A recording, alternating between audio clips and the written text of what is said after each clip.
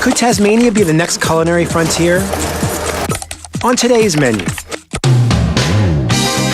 an unspoiled paradise surrounded by some of the world's most pristine waters, Tasmania is fast becoming a food utopia.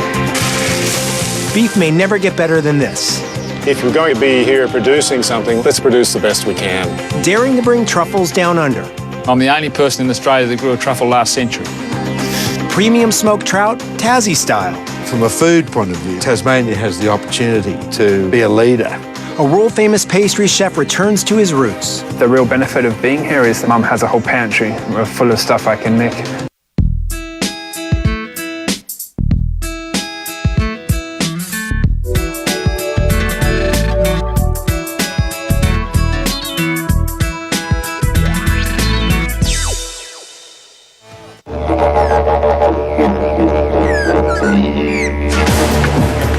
An island off the southeast coast of Australia, Tasmania might be one of the most remote places left on the planet.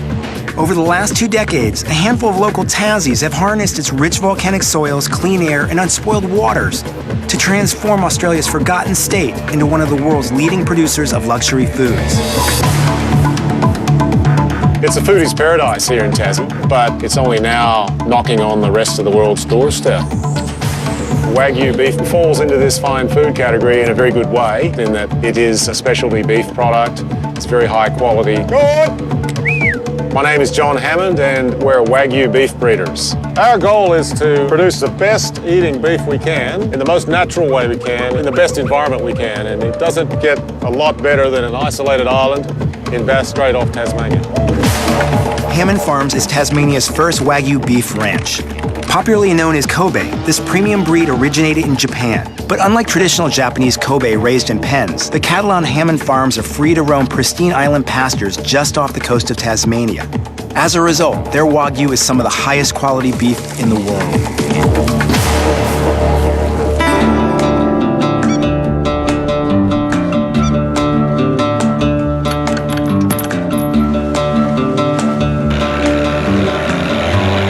We have 2 island properties, Robbins Island and Walker Island, and they're situated just off the Tasmanian coastline by about a mile.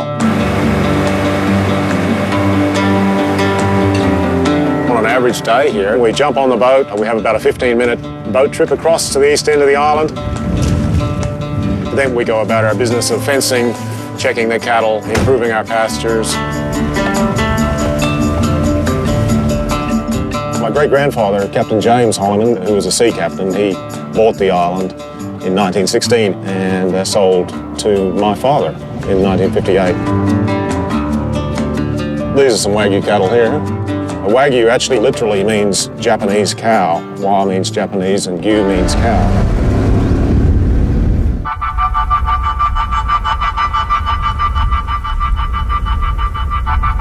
We like to call this location Tasmania's coastal outback because it's only about 15 minutes in a boat to get to our closest town. But yet, you get the same feeling of isolation here on the island as you would if you were hundreds of miles inland in the centre of Australia.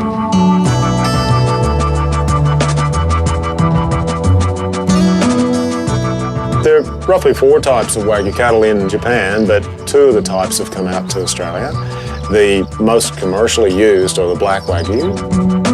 They produce the finest marbling and the highest meat quality, closely followed by the red Wagyu, which is sometimes known as brown Wagyu. The browns come from Korean origin. One of the things we think has a lot of potential is our grass-fed Wagyu beef, which is very naturally produced. Our pastures here are very lush, and the flavour that the cattle get from that grass is exceptional. Being right here on the ocean, they're also able to nibble at some of the other native herbs and stuff as well around the coast, a bit of native saltbush. Occasionally they're picking at the seaweed a little bit too. So, you know, a combination of all those things does bring in a regional flavour to it.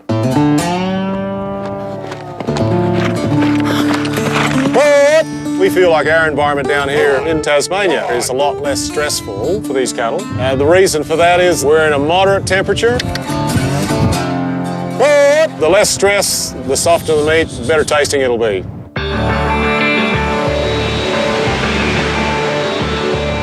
Here we have some sirloin steak, and it comes off the main loin on the back of the animal.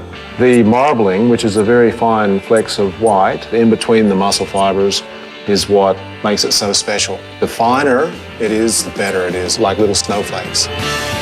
With grass-fed Wagyu, they'll have a higher ratio of unsaturated fatty acids, which are the good fats for you. So it's what makes it special.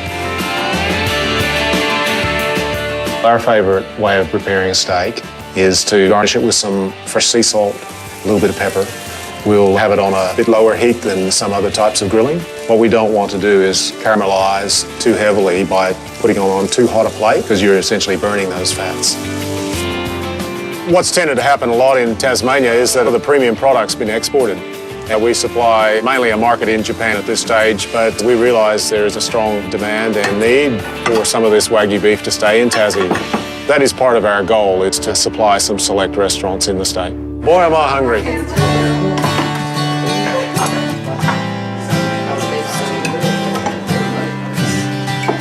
The thing about this steak is it's just so juicy and meaty, and it just has a really nice texture. There's just enough friction so you know you're chewing something, but it's not tough.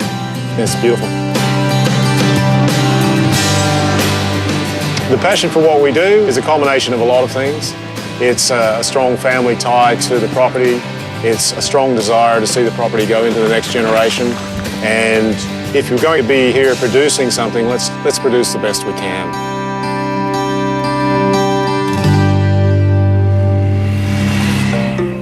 Cultivating truffles has been in the past a black magic, a black art. We haven't got any truffle history in Australia. So everything that I read about, we question scientifically.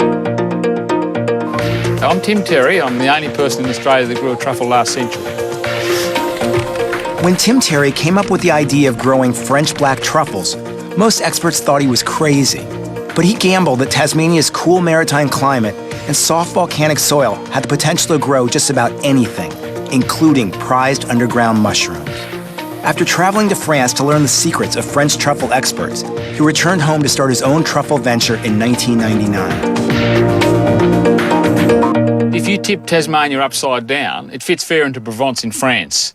So even though the climate is different, the latitude's the same. So that's what initially got us started.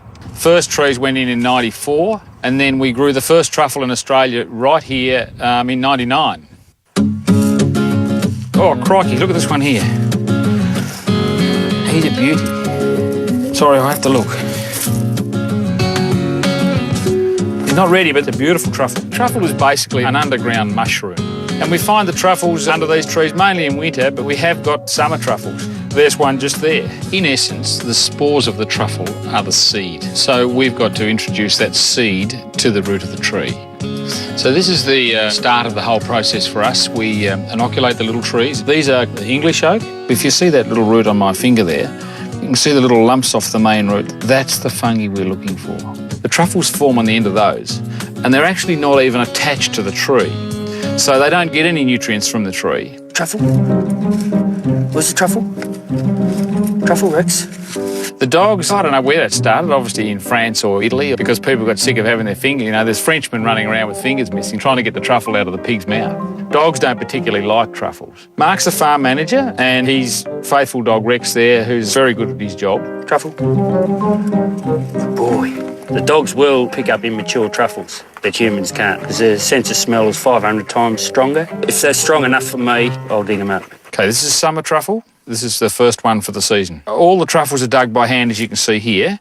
And the reason for that is you don't want to damage them. The truffle Mark's digging now is probably worth $200 or $300. So it's worth spending the time on it.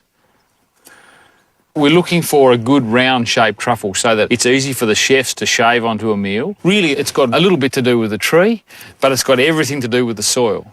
So our red-free soils give us nice-shaped truffles. You got your breakfast here, mate. And listen, see these? We thought when we dug it up it was one, but look, it's two. Why they're prized as a product is that the aroma is just sensational, and I can't equate it to anything. It enhances the flavour of the food that you've added to, whatever that happens to be. For me, it's eggs, it's ice cream, mashed potato and pasta. The simpler the better. I've been cooking with truffles since probably I was 6 or 7, and now I'm 15. Every morning for breakfast through the truffle season. Yeah. The edible fungi market is huge.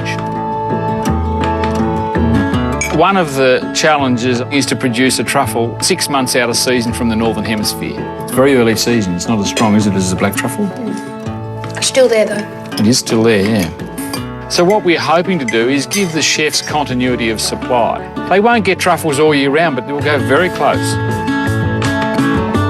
We've expanded our horizons onto mainland Australia, New Zealand, South Africa and the USA, so we want more truffle. The water is so pure and clean because of the latitude. We're so far south that clean water circulating the world, and it just hits this island. There's a combination of that water with the pure, fresh water from the mountains, amalgamates and joins together and creates this incredible condition for the fish to grow in, unique in the world. And my name is Roger Scales, and I'm a smoke master. Roger Scales apprenticed with an island smoke master for years before opening Woodbridge in 2004. His cold smoked trout and salmon have since garnered numerous awards and are highly prized by some of the finest restaurants in Australia.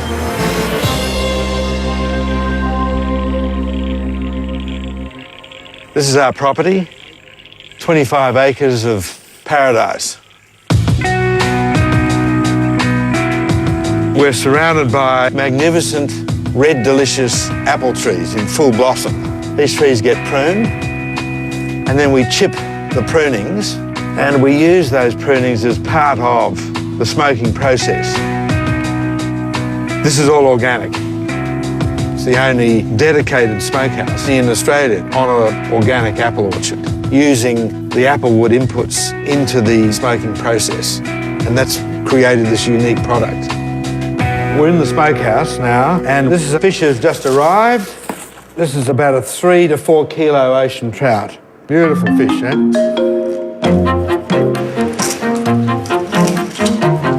We get our product from the pristine waters of southern Tasmania. Some say the most pristine waterways in the world.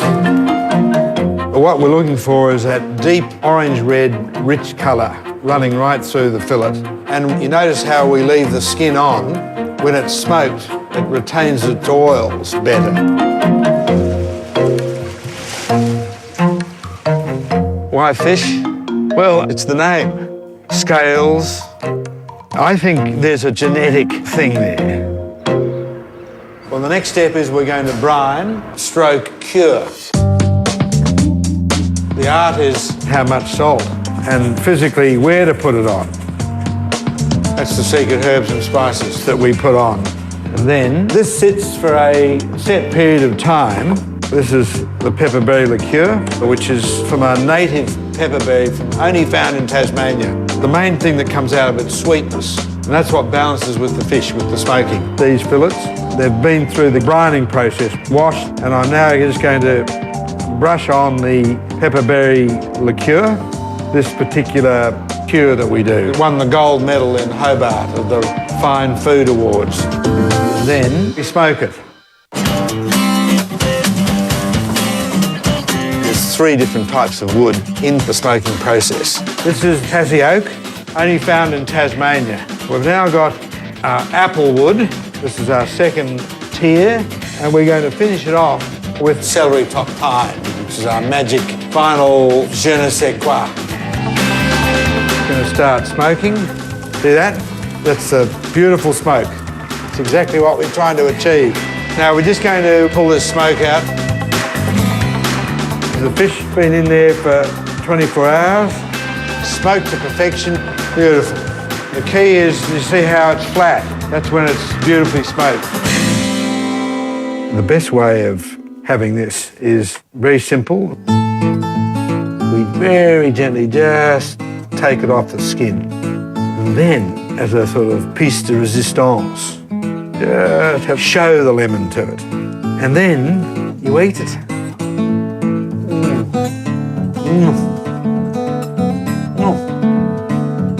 Firm, subtle. The pepperberry cure gives it a gentle sweetness with a lovely aftertone of smoke coming in there. It comes in behind. From a food point of view, there's no doubt that Tasmania has the opportunity to be a leader. The waters down here are underdeveloped and the agriculture is not as intense. So it's like 100 years ago. It's what the rest of the world we're going to try and get back to. It's here.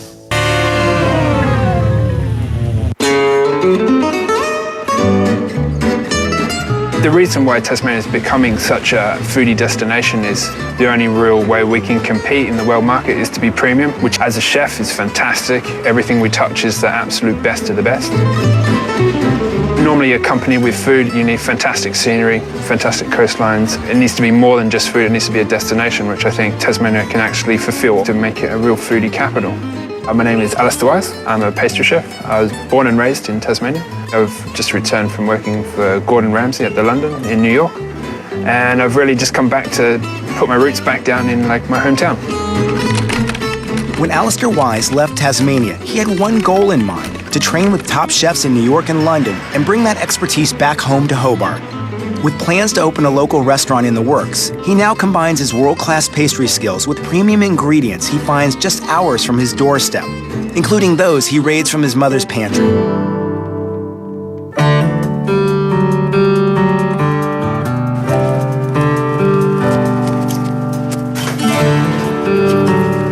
Hi, pal. Howdy, Mum. What you making? I got all these lemons. A friend has a lemon tree. I thought, well, I make the lemon cordial. Can I have some? What for? For me? No, to make some stuff. Yeah, sure. They've been done 5 days. Mum is an insatiable cook. As much as I do maybe airy-fairy, bells and whistles, fine dining, it's that real understanding of the core basics, which is what she really passed on to me. I was where it began, but he left me behind very quickly. I just don't do it the same. You are. When Alistair was very small, we used to cook a lot in the kitchen, probably more than any of the other children. And so I found this little soft cover book. Oh yes, here it is. 101 Ways with Bread. And so I took it home to him one day. Caesar, look what I found. Bring back some memories, Pop. Yeah. In that instant, he said, Mum, I'm going to make everything in this book. And he did. The best recipe in there Cottage cheese bread. His aspiration was always to go to the rest of the world, to the best, and then bring back what he had learnt to Tasmania and access the Tasmanian produce and the Tasmanian experience that goes with the produce. The real benefit of being here is that Mum has a whole pantry full of stuff I can nick. It's good fun to come shopping. I mean, you never go home empty. Yeah, take those. Is there actually an order to it anymore? Order? I know where everything is. You have any jam in here? Here's mulberry here. I'd kill for some raspberry. Tasmania has sensational quality of produce, and there's nothing better than to grab them off the tree or off their bushes and to put them into a jam or a chutney. You want some raspberry chili sauce? Just raspberry jam. Have you run out of green tomato pickle? Yeah, no. Okay. Is that enough? All right. Thanks for coming. Thanks for my shopping. At the moment, I'm working in a little cafe in Hobart called Cafe Toulouse, and I'm looking at opening my own place in a few weeks. This is a variation of a lemon shaboosh. Sort of like a study of lemon, I think some better chefs would probably say. These are the lemons, which Mum confit for me. And this is what we use for the base of the dessert. This is lemon curd, lemon cream. Then we just start building. So we've got the shaboosh and we've got some little caramelized Rice Krispies. And I'm sort of trying to layer old-fashioned into some of the new nouveau thinking as well, which is, I think, a really comfortable thing for me and seems to be quite funky and trendy at the same time. This is a piece of tempered white chocolate, and then we're going to sort of build all the funky little bits on the top. And we have like a little bit of reduction of orange, then we've got lemon pound cake, sticking with the theme. I like things that are all architectural. For me, that's the other great thing about pastry, is it's completely artistic impression only. Then we have some lemon sorbet. And we've got this little twill. This is just invert sugar. And the last second, we zest lemon over the plate. And when you do it in the restaurant environment, it's like kind of playing on that olfactory response. You get to smell lemon before you actually eat it. We're going to do a version of Linzertorte. This is the raspberry jam, which we also stole from Mum. So this is just cinnamon sablé. And then in between, we have a raspberry creamer. I want to have food that has some kind of value to me, value to the customer. I sort of moved away a little bit from like the airs and graces of fine dining, because sometimes it can be very hollow. Everything that we're sort of using comes within an hour, which is a lovely feeling to actually know where it's come from, have some connection. So this is a glass biscuit. This is just a little bit of lemongrass foam. So it doesn't matter what you do, whether it's fine dining or you make a cupcake, it doesn't really matter what it is. You've got to think about, does it actually create one of those food memories? Because if it doesn't, what are you doing it for?